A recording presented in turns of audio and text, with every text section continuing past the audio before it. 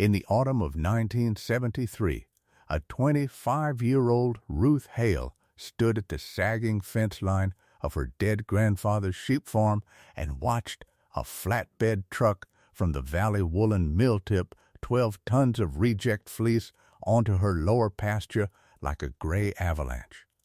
She had inherited the place 11 days earlier, along with its mortgage, its back taxes.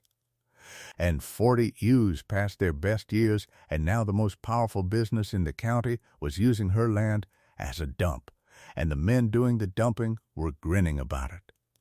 The truck belonged to Brandt Woolen Mills, and the man leaning out of the cab window was Carl Brandt himself, the loudest voice at every town meeting in that corner of Vermont. The man whose name was painted on the water tower because he had paid to have the tower repaired. He was broad and pink-faced and sure of himself, and he looked at the young woman standing in her dead grandfather's barn coat, and he found her funny. Course lots. Reject grade. Too rough to card, too dirty to sell, he called down to her. As two of his mill hands stood by the tailgate with their arms crossed. The town dump raised its rates on me, and your granddad's ditch was closer. Send me a bill if you can figure out what garbage is worth.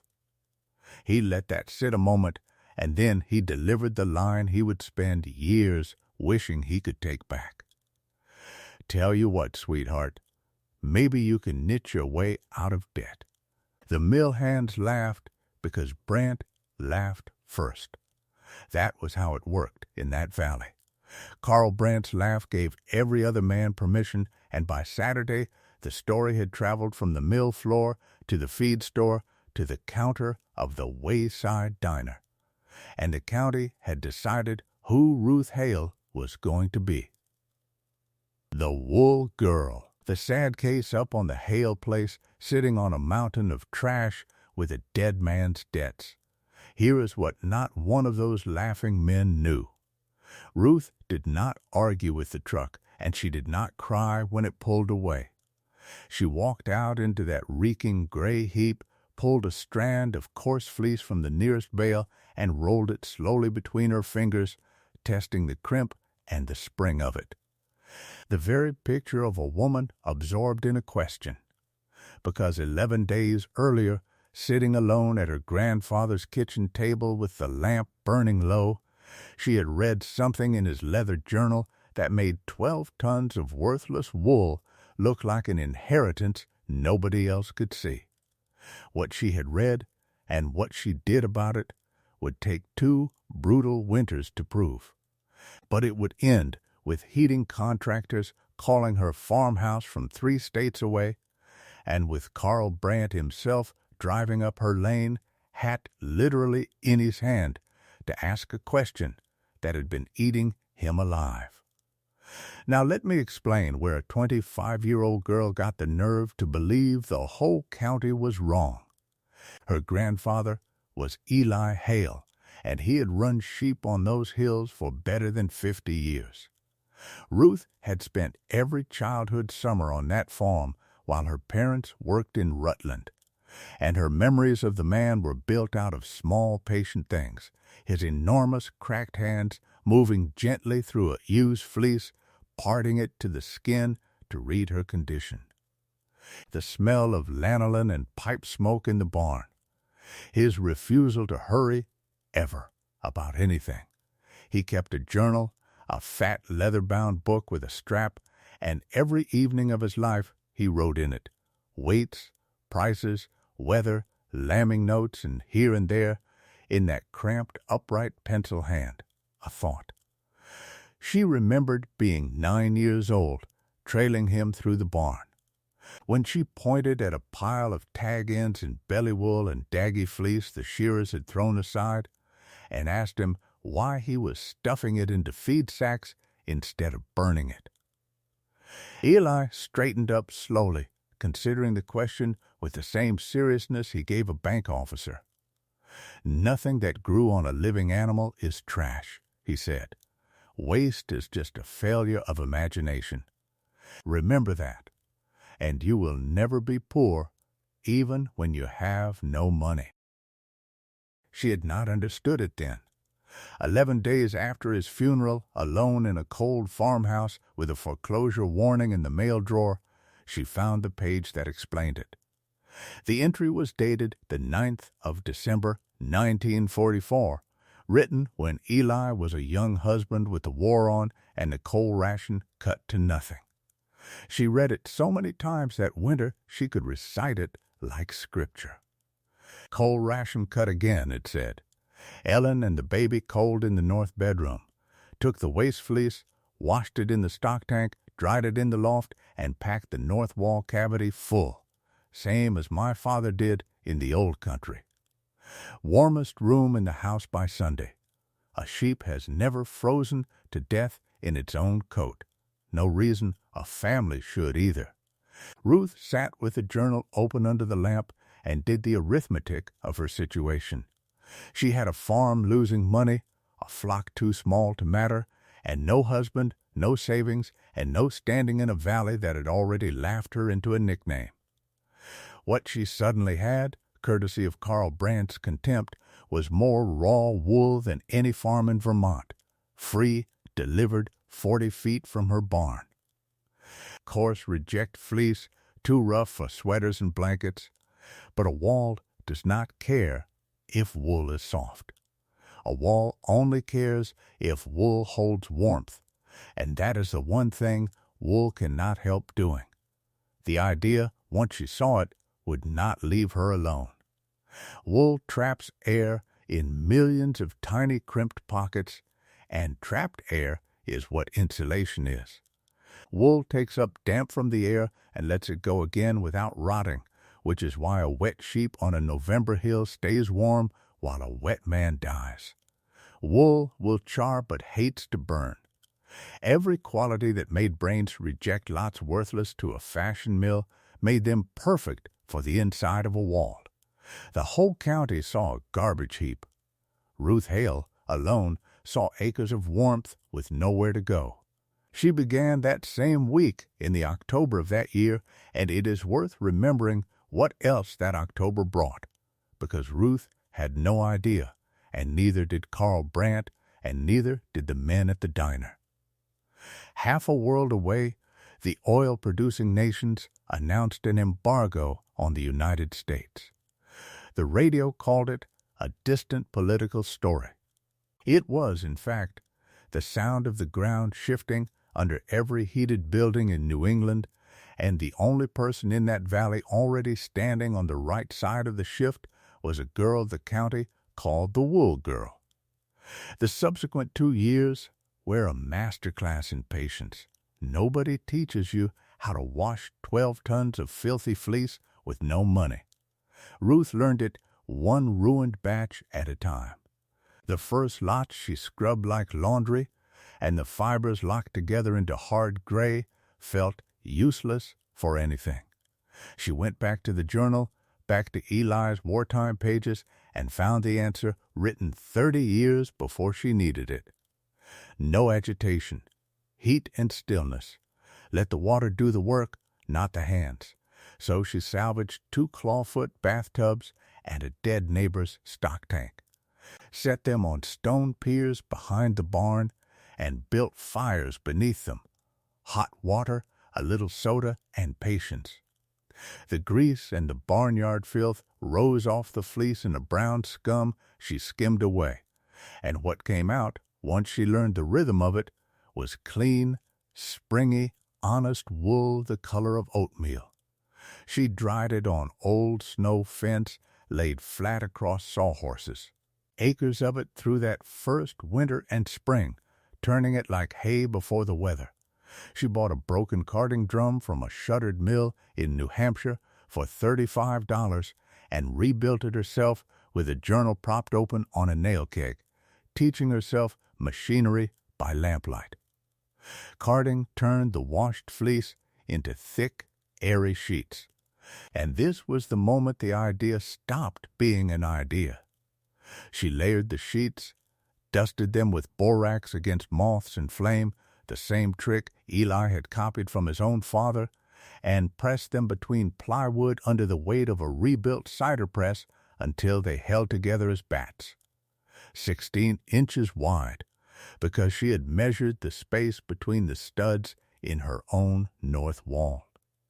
And that measurement, stud to stud in an ordinary American house, was the quiet genius of the whole enterprise.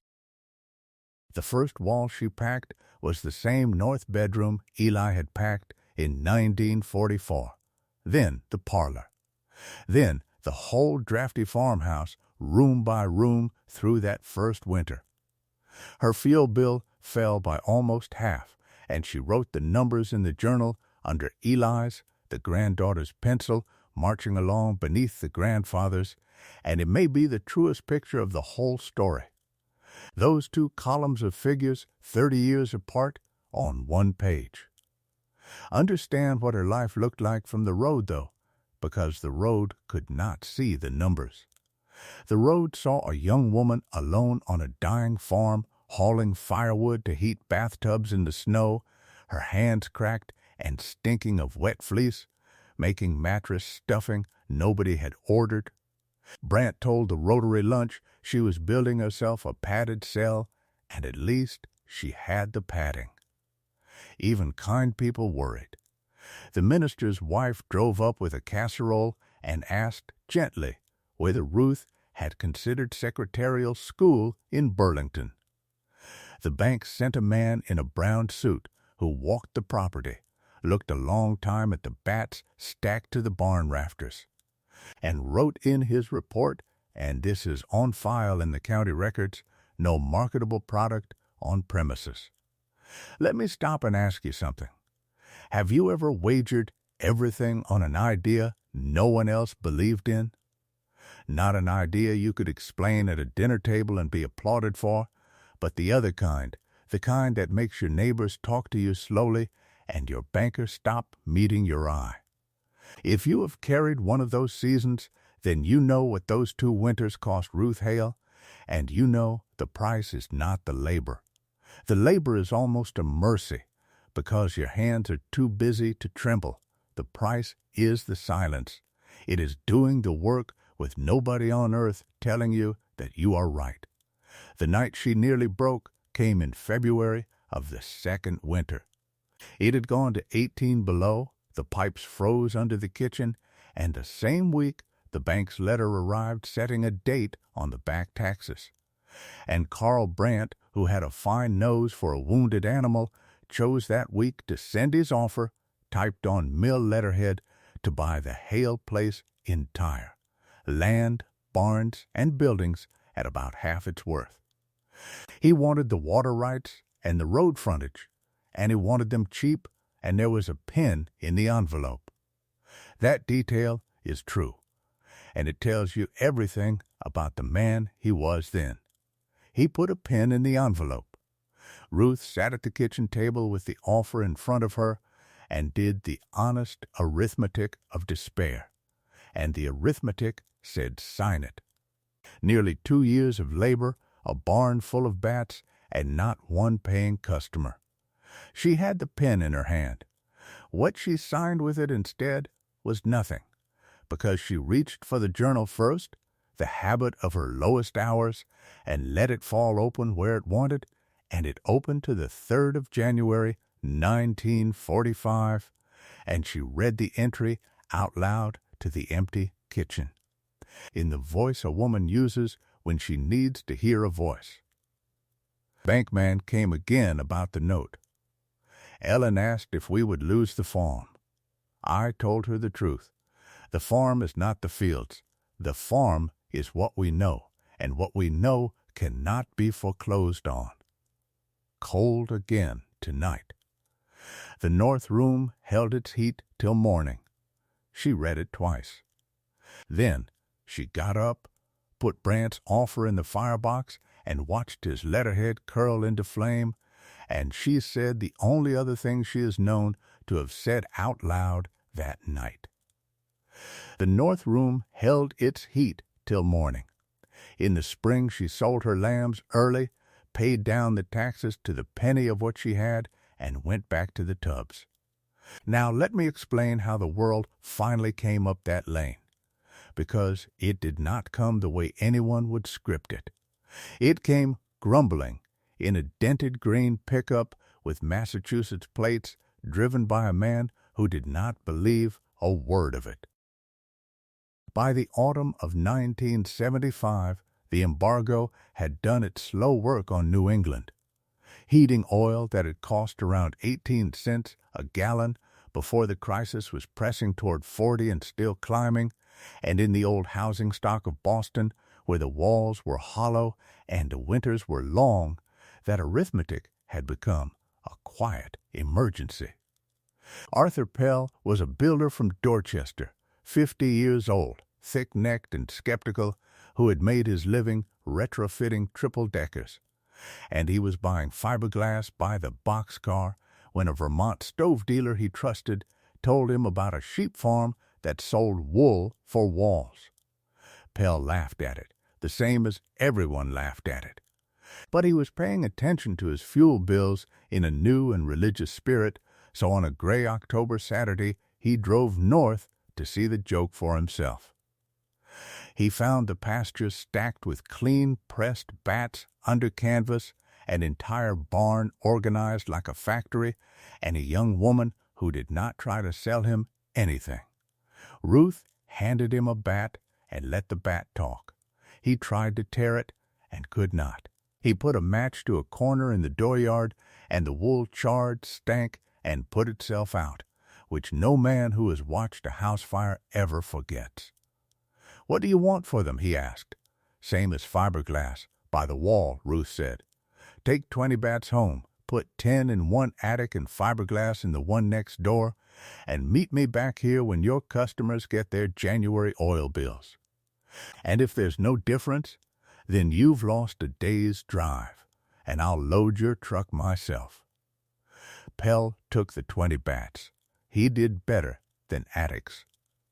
He gave a bat of each to an engineer he knew at a testing outfit in Cambridge, and the report that came back in December said, in the dry language such reports are written in, that the wool bat held heat as well as the pink fiberglass when both were dry, and held it considerably better once the sample went damp, because fiberglass sags and slumps with moisture and wool simply does not care. Wool had one more habit the engineer underlined by hand. In a coastal winter, in a 100-year-old wall that breathed, the wool managed the damp instead of dying from it. The telephone rang in the Hale farmhouse on the 2nd of January in the coldest week of that winter, and Arthur Pell did not say hello. "How many of those bats can you make me by March?" he said. Ruth looked at the barn through the kitchen window and told him 300. There was a pause on the line, the sound of a man doing arithmetic. "Make it 500, he said, "and there's a check for $2,000 in tomorrow's mail, so you take me seriously." That was the flip. It had not come from the valley. It never comes from the valley. Vindication almost always drives in from outside, from someone with no memory of the laughter and no stake in keeping the local verdict alive. And it speaks in the only language that shuts a small town up for good, which is money. Pell's first full year of orders came to a little over $14,000. He talked, because a builder saving his customers a third of their oil bill cannot help talking, and other contractors followed him up the lane, and the second year Ruth hired 2 women from town, war widows both. Glad of the wages. She bought reject lots from mills in New Hampshire and Maine, the same coarse grades Brant had dumped on her, except now she paid a fair price a ton, and the mills were pleased to get it.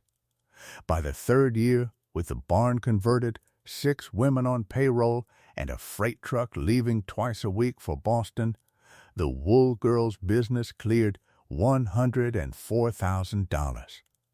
And the State Extension Service, which had once called her product unmarketable, sent 2 men to study her methods and published a bulletin that named the coarse wool bat as a promising conservation material. The bulletin called her operation the Hale Process. It cited in its references the private journal of Eli Hale, farmer of Windham County, Vermont. And Brant Woolen Mills?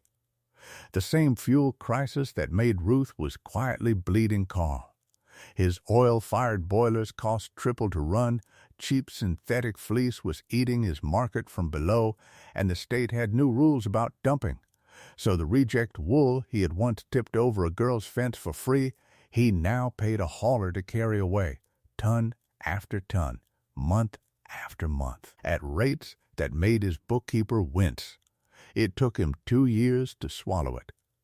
Then, on an afternoon in the fall of 1978, 5 years, almost to the week after he had leaned out of that truck window, Carl Brandt drove up the Hale Lane in his Lincoln, parked badly, and stood in the dooryard, holding his hat in both hands like a man at a graveside. Ruth came out of the barn in her work apron, wool to her elbows, and waited. She did not make it easy, but she did not make it hard either. She simply waited, and the silence did what 5 years of arguing could never have done. "I'll say my piece and go," Brandt said. "We had engineers. We had 60 years in wool, my father and me. We graded that fleece reject and threw it away, and you stood in my trash in a dead man's coat and got rich on it." He stopped, and the next words came out of him slowly, one at a time, like teeth being pulled. "How? How did you know?" Ruth wiped her hands on the apron, walked into the house, and came back with the leather journal. She opened it to the 9th of December, 1944, and held it out, and Carl Brandt, who had not been quiet in 40 years of public life, stood in a farmyard and read a dead man's pencil in silence. "A sheep has never frozen to death in its own coat," he said at last, barely above a whisper. My God. It was written down the whole time. He closed the book with a strange tenderness.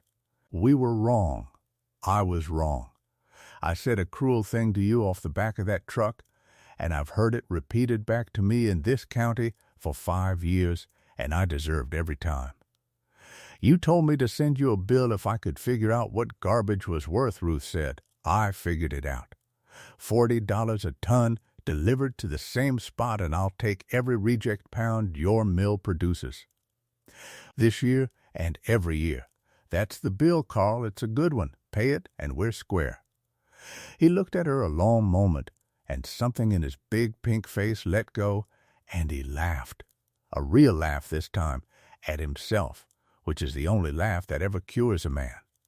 "Delivered to the same spot," he said, and put out his hand, and she shook it, wool grease and all. In the same dooryard where the whole thing had started. The Brandt mill hauled its reject wool up that lane for 11 more years, and it was the only part of Carl's operation that never once lost money, and he told that joke on himself at the Rotary lunch until the day he retired. There is a coda, and it is the part the county remembers now that most of the laughers are gone. Many years later, a silver-haired Ruth Hale, her braid gone white and her hands still smelling faintly of lanolin, sat at that same kitchen table across from her granddaughter Alma, who had just come home from engineering school with ideas about natural fiber and no patience for anyone who called them foolish. Ruth slid the leather journal across the table, the strap worn soft. Her grandfather's pencil and her own ink and half a century of numbers inside. "Everything in there is either true or paid for," she said. "Write in it every day, and when they laugh at you, and they will, be glad. It means nobody will race you to the prize. Alma writes in it still. The bats still leave the valley by the truckload, wool from a dozen states now. And the north bedroom of the Hale farmhouse has never once, in all the winters since the war, gone cold before morning." Carl Brandt saw 12 tons of garbage rotting behind a bankrupt farm. Ruth Hale saw 100 winters of warmth waiting for one patient pair of hands. The mill is closed, the diner is gone, the laughing men are quiet in the churchyard on the hill. But the sheep still come off the high pasture every spring heavy with the answer, and the land remembered what the people forgot. It always does.